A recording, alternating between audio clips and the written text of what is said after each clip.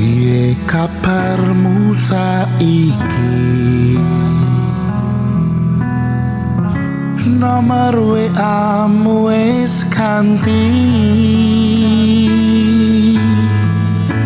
Tak tulis lagu nggo kowe, muga-muga FYP kowe iso melu ngrungokke. Fotomu isih tak simpan, nggo ngobati rasa kangen.